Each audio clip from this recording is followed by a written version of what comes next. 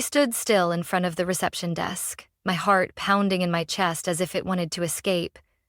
Under the warm golden light of the Wyndham Hotel's grand ballroom in Chicago, neatly arranged name tags with gold-trimmed edges and bold capital letters lay in perfect rows. My fingers trembled slightly as I picked one up. Ashley, the disappointment of the family. I blinked. Once, then again, as if my eyes were trying to erase the words in front of me. But no, they remained, brazen and cold, just like the stares I had endured for over a decade. No one stood nearby. No apologies, no explanations. Just laughter ringing out from the bar inside, where I knew exactly who was laughing the loudest. A laugh I could never forget because, throughout my teenage years, it had always accompanied sharp, veiled remarks. I didn't need to turn around to know it was Evelyn, my father's second wife. The woman who was always impeccably made up, with voluminous blonde hair and a saccharine smile that sent chills down my spine. She had perfected the art of making me feel small, out of place in the very home I once called my own. I tightened my grip on the name tag, feeling the hard plastic press against my palm. A part of me wanted to throw it to the ground, stomp on it, and walk away. But I knew Evelyn was watching me, waiting for me to react, to lash out, to cause a scene, so she could smirk and say, "See? She never grew up." I took a deep breath. Then, with deliberate calm, I set the name tag back on the table as if it meant nothing. But the truth was, I had just set down the last drop of patience I had left for this family. My father's 60th birthday party, Walter Simmons' grand celebration, was being held in the largest ballroom of the hotel, dripping with extravagance. Crystal chandeliers cast dazzling reflections over white cloth tables adorned with elegant candelabras and tall-stemmed red roses in glass vases. Everything exuded opulence, as if the event wasn't meant for loved ones but for the elite to congratulate themselves. I stepped into the ballroom, feeling the cold not from the air conditioning but from the sheer invisibility I carried with me. No one turned to greet me. No one called my name. I was a stranger in a sea of glittering guests, shaking hands, clinking glasses, exchanging pleasantries, without sparing me a single glance. I scanned the room, searching for my father, and then I saw him, standing at the center like a statesman. He beamed as he listened to Julian, Evelyn's son, boast about his new job at a top financial firm in New York. Beside him stood Camilla, Evelyn's youngest daughter, gleefully waving her hand to show off an engagement ring to the surrounding guests. My father lifted his head, his gaze passing over me for less than a second, but that was all it took for me to understand he hadn't been expecting me. He hadn't wanted me here. A quiet chuckle escaped my lips, bitter like unsweetened lemonade. What had I been hoping for? A hug? A simple, "Ashley, I'm glad you came, how foolish of me." I veered left toward the drinks table. Grasping a glass of mocktail, I steadied my hands, refusing to let them shake. I didn't want them to see me as weak. I didn't want them to know they had won again. "Oh, Ashley, is that you?" Evelyn's voice cooed beside me, smooth as velvet yet lined with thorns. I turned. She wore an emerald green evening gown, a classic pearl necklace, and bold red lipstick. Her smile was flawless, so perfect, it was eerie. "It's been a while," I replied, my voice light but firm. She tilted her head, her gaze sweeping over me. "What a surprise that you made it. With the freelance work you do, I suppose your schedule is quite flexible." I knew what she meant. No fancy title, no fixed salary, nothing that met the Simmons family's standards. I hadn't even responded when Evelyn lightly patted my shoulder and leaned in, her voice a mere whisper. "By the way, that name tag was adorable. Someone prepared it just for you." I followed her gaze and immediately understood what she was referring to. I wasn't angry. I wasn't even shocked. I felt only one thing: finality. Because today I would no longer stay silent as I had in years past. I used to believe I was my father's whole world. When I was little, he would take me to the park every Saturday afternoon, buy me strawberry ice cream, and sit on a bench listening to me chatter endlessly. I could still remember the warmth of his hand gripping mine as we crossed the street, the sound of his laughter when I fell off my bike for the first time but shouted, "I'm fine anyway." To me, those moments defined love. But it all ended the summer I turned 11, when he brought home a woman named Evelyn and 2 children he called his new family. Evelyn was 39, divorced, a literature teacher who dressed as if she were about to give an award speech. Her son Julian was my age, and her daughter Camila, 3 years younger, was often compared to a living porcelain doll. I vividly remember the first dinner they had in our house that had only ever been just the two of us. Evelyn sat in my mother's old chair, using the hand-embroidered napkins my mother had left behind. I didn't say a word. I just watched, feeling something quiet within me shift, like a door silently closing.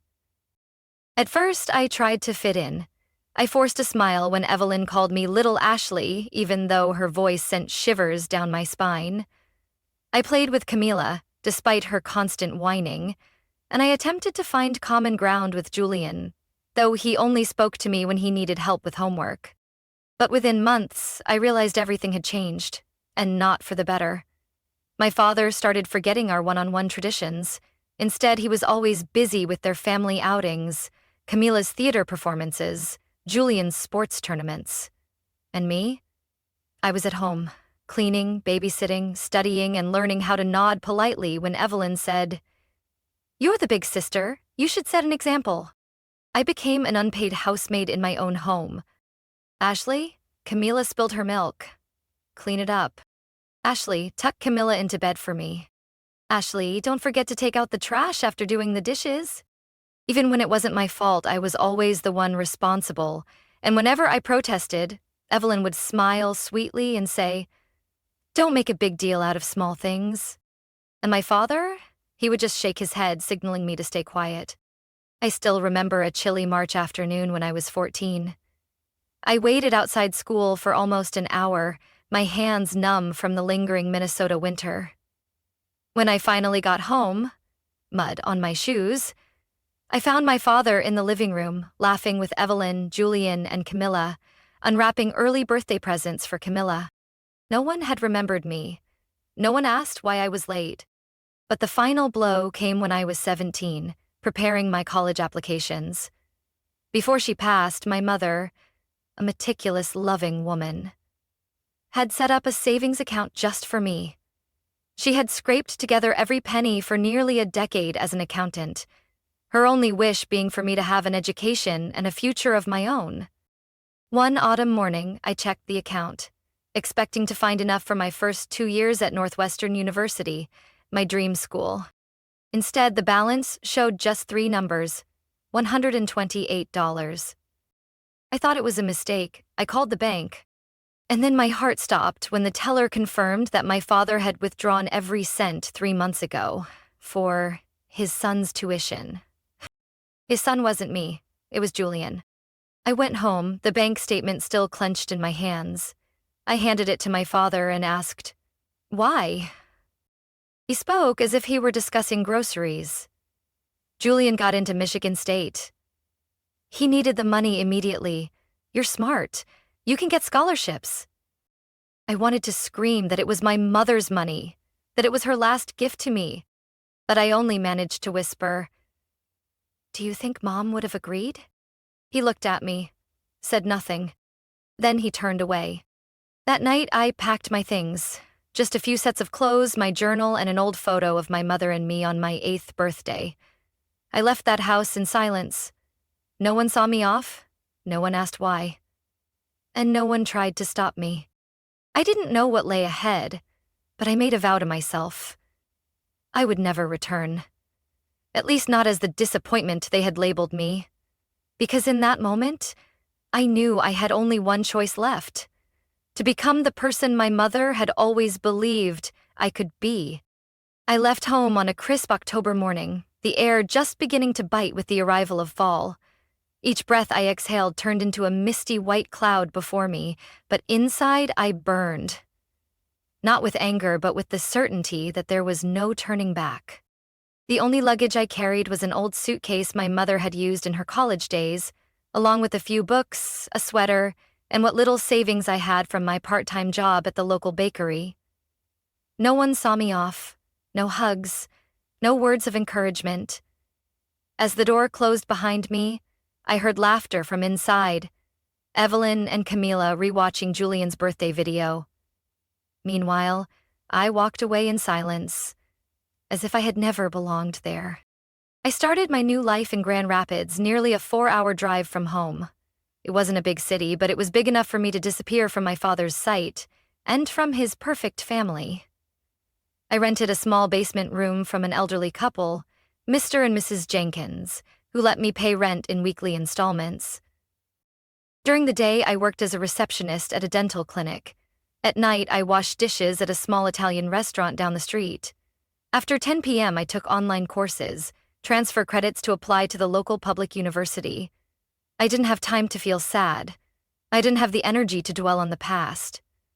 Each day was a cycle of tasks to complete, bills to pay, and long nights spent typing essays under dim yellow light. Meanwhile, Julian, the chosen son, posted pictures of pool parties in his dorm, vacations in Mexico, and brand new sneakers sponsored by Dad. Camila started a vlog titled Life Updates, documenting her new life in a penthouse apartment in Los Angeles. An apartment Vivelin had rented for her while she searched for inspiration to pursue art. I didn't follow them, but whenever their posts appeared on my feed by chance, I simply smirked. Not out of jealousy, but because I knew. If I waited for justice, I'd grow old and die in disappointment. So instead of waiting, I chose to act. 2 years later, I was accepted into Western Michigan University with a partial scholarship, thanks to my GPA and an essay titled, "Where Do You Find Strength When There's Nothing Left to Lose?" I wrote that essay in one night, tears soaking my keyboard. But I had never felt stronger. I kept working. By my second year, I started freelancing as a web designer for small businesses. At first, I built basic websites, but over time, I built a solid client network, especially after a regional coffee shop chain adopted my design for all their stores. I didn't stop working. By my final year, I was not only able to cover my tuition, but I had also saved enough to rent my own small apartment. No longer in a basement, no longer falling asleep beside rattling water pipes. I even launched my own website, where clients could book services and browse my portfolio. On the day of my graduation, I stood among hundreds of students, sunlight warming my black gown and cap. Around me, people cheered, hugged, threw flowers, and posed for endless photos. Meanwhile, I stood quietly, smiling, and wrapped my arms around myself. No one from my family came. No one asked what I had majored in. No one congratulated me. But I didn't need them. I had myself, the only person who would never abandon me. After the ceremony, I walked home alone, bought myself a small cake and a smoothie. I lit a candle, took a picture, and wrote in my journal, "I did it." Without anyone. For the longest time, I thought they had forgotten me. After all, I had cut off contact. But I was wrong. Every year, on special occasions like Thanksgiving or Christmas, I still received formal party invitations from Evelyn, printed on fine stationery, with sweetly worded messages like, "We hope you'll come home and reunite with your family." I never replied. But I kept the letters, not to read, but to remind myself. They only remembered me when they needed me to complete their perfect family picture. I kept building my career. At 24, I started a small digital design firm called Lighthouse Studio, named after what my mother used to call me, my little light. I hired 2 employees and expanded my clientele to neighboring areas. And Julian? One day I came across an article he'd been fired from his first job after just 6 months. Camila? She shut down her vlog after a flood of negative comments, accusing her of wasting money without producing real art.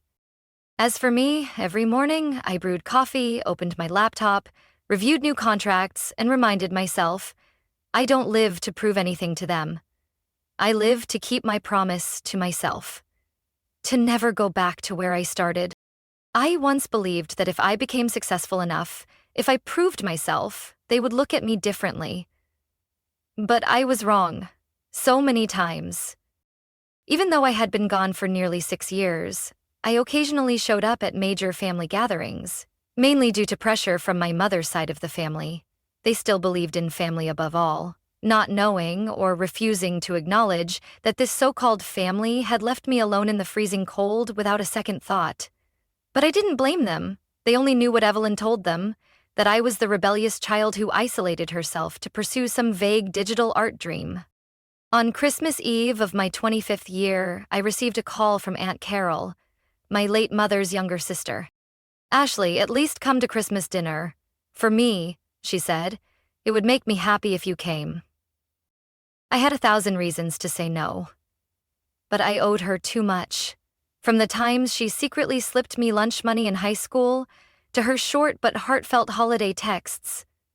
I couldn't refuse. So I went. It was a bitterly cold night, snow covering the path leading to my father's mansion. The house was lit up like always, strings of colored lights glowing, a massive Christmas tree nearly reaching the ceiling, decked out in golden baubles and red ribbons. I stepped inside, and almost instantly the cold outside was replaced by another kind of chill, the one in Evelyn's gaze. "Oh, Ashley, you made it," she said, her voice laced with mock surprise. "It's good to see you finally remembered your way home." I didn't respond, just nodded at a few familiar relatives. Aunt Carol rushed over and hugged me, her warm smile the only thing keeping me from regretting my decision. The dining room was meticulously arranged, a long table draped in red velvet, candlelight flickering against crystal glasses, and a perfectly curated spread of traditional holiday dishes. Julian sat at the head of the table, boasting about his recent company-sponsored business trip to San Francisco. Camilla flaunted her new art collection, currently exhibited at a modern gallery in Santa Monica, a connection Evelyn helped arrange. My father sat in the center, looking like the ruler of a small kingdom. When I stepped into the dining room, he glanced up for a brief moment, then turned away, as if I were nothing more than a passing breeze. Dinner passed in the suffocating atmosphere I had long grown accustomed to. I ate in silence, ignoring the pretentious conversations. But I knew it was only a matter of time before they turned their attention to me. And right on cue, after dessert was served, my father set down his glass and turned to me, his deep voice cutting through the chatter. "You're still doing that little design thing, right?" I looked up, meeting his scrutinizing gaze. Every eye at the table was on me, waiting for my response. Or rather, waiting to see me fumble. "Yes," I said, keeping my voice steady. "I still run my digital design firm. This year, I signed a contract with a nationwide hotel chain." For a few seconds, no one spoke. Then Evelyn let out a soft chuckle, her voice dripping with faux sweetness. "Sounds impressive. Strange, though. I don't recall seeing your name in the papers." Julian laughed loudly, adding, "Or is it still just designing websites for that little bakery down the street?" I didn't answer. I didn't need to. My father crossed his arms, took a slow sip of his drink, and said, "You're smart. I won't deny that. But if you had listened sooner, joined me at the company, you'd have a real position by now. The way you do business, it's too unstable." I looked at him, really looked at him, for the first time in years. And what I saw in his eyes wasn't concern or worry, no matter how much he tried to make it seem that way. It was fear. Fear that I could succeed without him. Fear that I would prove him wrong. I smiled, soft but unwavering. I don't need a position handed to me. I build my own." The table fell silent. Not because I had spoken loudly, but because no one had expected me to respond like that. This wasn't the same Ashley who used to know her place. This wasn't the child who sat quietly in the corner, trying not to draw attention. I wasn't seeking approval anymore. I was simply telling the truth.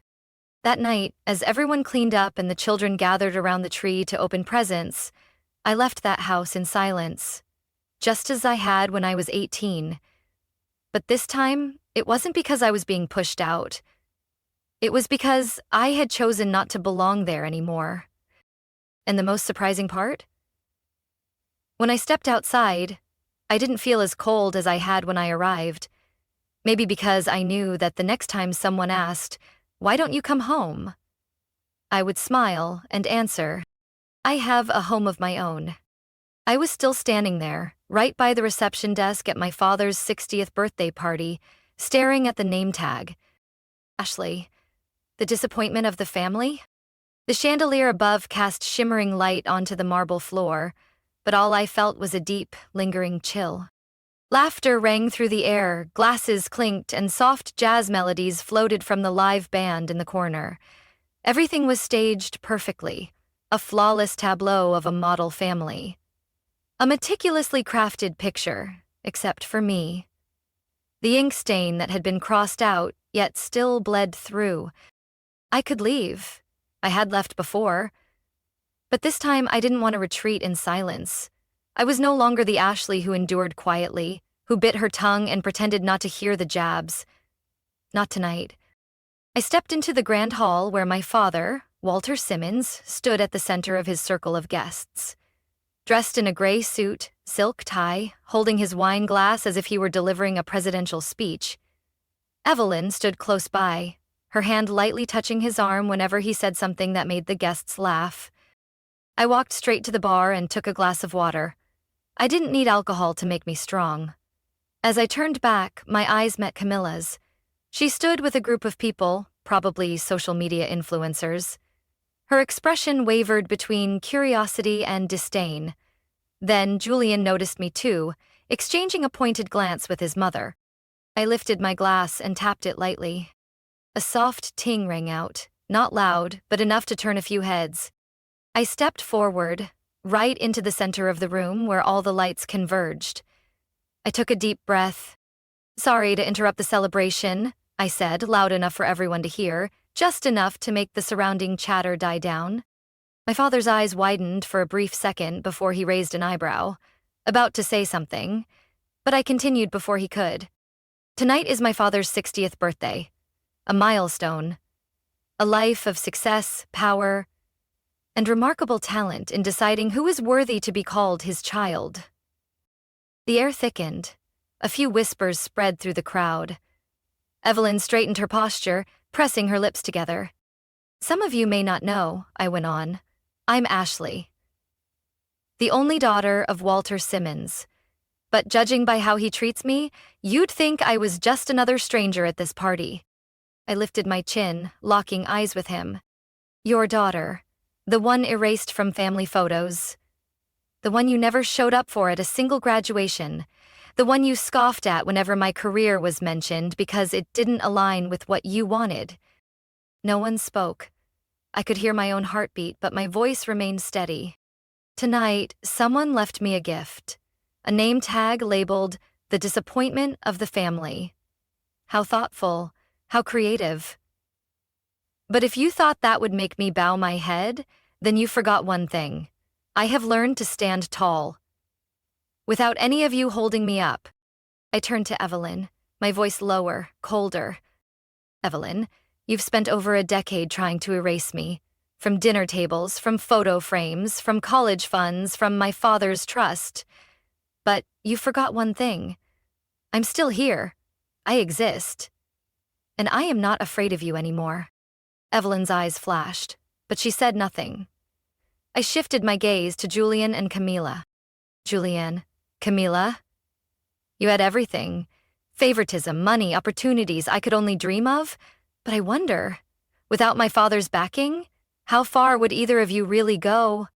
I placed my glass on the table beside me. Gently, firmly. "Dad," I said, calling him that for the first time in years. For so long, I only wanted one thing: to be seen as myself.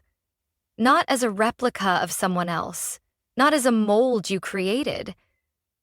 But I understand now. That will never happen. I smiled, a light, razor-sharp smile. And I also understand I don't need that to keep moving forward. I took a step back, turning away, my gaze sweeping over the entire room. The stunned faces, the uneasy whispers, the discomfort in their eyes. I hope you all enjoy the rest of the party, I said, louder this time. Because this will be the last time you see me. No one stopped me. No one dared. I left the room, the door closing softly behind me. Cold, but not as cold as the years I had spent being forgotten. I stepped outside, tilting my head up. The Chicago night wind howled, but I had never felt more at ease. Freedom had never been clearer. The doors to the banquet hall shut behind me in a strange silence, as if the world inside had been severed entirely. I walked down the long hallway, my heels clicking against the marble floor. Cold, final, no more music, no more dazzling chandeliers, no more scrutinizing gazes clinging to me like they had for years. There was only me, and the sweet quiet of freedom. I got into my car, sitting in the driver's seat without starting the engine. The streetlights cast a faint glow onto the windshield, reflecting my face in the rearview mirror. Not the girl who once longed for her father to turn back. Not the girl who wished Evelyn would change. Not the girl who hoped Julian or Camila would treat her like family. I looked into my own eyes and saw something I had never seen so clearly before. My phone vibrated. A message popped up from Evelyn. Ashley, you embarrassed the entire family. That behavior was absolutely unacceptable. I didn't bother reading the rest. The next message came from Julian. So childish, always playing the victim. Then Camila. If your life is hard, that's your choice. Don't blame anyone else. I scrolled through them silently. No anger, no tears, just a quiet nod to myself. I did the right thing. Then the last message made me pause. The sender, Dad, call me, we need to talk. I set my phone down on the seat beside me and started the car. The engine purred softly in the quiet night. I drove away from the hotel, following the riverbank where city lights shimmered over the rippling water. No destination in mind, just the need to get away, to let my mind breathe for once. By the time I arrived at my small apartment, the clock was nearing midnight. I locked the door, hung up my coat, and turned on the warm yellow light in the living room. The space was modest but tidy, carefully curated. Every piece of furniture, every bookshelf, every chair, every framed picture was something I had chosen for myself. A reflection of the life I had built with my own hands. My phone continued buzzing. Messages, missed calls, social media notifications, all from them. No apologies, no concern for how I was feeling. Just blame, outrage, and demands for me to come back and take responsibility for their humiliation. I opened my contacts, scrolling through the names one by one. Evelyn, blocked. Julian, blocked. Camilla, blocked. And finally, my father, blocked. Silence. Like shutting a door that should have been closed long ago. The next morning, I woke to birds chirping outside my window. No notifications, no messages dragging me back into an old reality. I brewed coffee, played soft jazz, and opened my laptop to start work as usual. But I knew everything was different now. Mid-morning, an unfamiliar number appeared on my screen. I hesitated for a few seconds, then answered. A familiar voice spoke, calm but with a clear effort to restrain itself. Ashley, it's your father. I exhaled slowly, closing my eyes for a moment. I know. Not even one call? Not even a word? I said nothing. Then, slowly, I replied, What do you want to say? A heavy sigh came through the phone. You went too far last night. No matter how upset you were, you shouldn't have made a scene in front of everyone. People are talking. My reputation... Your reputation? I cut him off. My voice wasn't raised, but it was firm. You never cared about my dignity all these years. But now you're worried about yours? When did you become so bitter, Ashley? Maybe the day you forgot I existed as part of this family. Silence. I continued. letting the words spill out like stones finally lifted from my chest. You're only calling because you want control. Because you're afraid people will find out your daughter doesn't fit into the perfect family you've created. But you know what? I spent years in silence, in pitiful glances, in the constant feeling of being pushed aside, and now I choose a different kind of silence, the kind where none of you have a place in my life anymore. I ended the call. She didn't wait for him to respond. 1 second later, I blocked his number. No goodbyes, no regrets, no looking back. I stood up, threw open the window, and let the crisp morning air rush in. The scent of coffee still lingered in the air, and my chest felt lighter than it had in years. I didn't know what the future held, but I knew that from that moment on, I was finally living, not as a shadow in someone else's story, but as the main character in my own. A week after that fateful birthday party, I sat in my favorite cafe near the office, hands wrapped around a warm latte. The past few days had passed in a quiet, liberating calm. No more flashing notifications. No more Evelyn's voice echoing in my mind whenever I tried to rest. No more guilt-driven thoughts telling me to call home just to prove I wasn't ungrateful. For the first time in years, I felt light. Not the kind of lightness that comes from running away, but the kind that comes from finally loosening an invisible rope that had been strangling me for half my life. I felt no guilt, not even a little. If anything, I felt like I had finally stopped pretending. I used to believe I needed their approval. I thought if I tried a little harder, if I was a little kinder, if I was a little better, maybe my father would look at me the way he looked at Julian. Maybe Evelyn would stop mocking me. Maybe Camila would stop treating me like I was beneath her. But after years of being pushed aside, I understood the truth. Validation from people who never intended to give it was nothing more than an illusion. No matter how hard I tried, I would never be enough for them.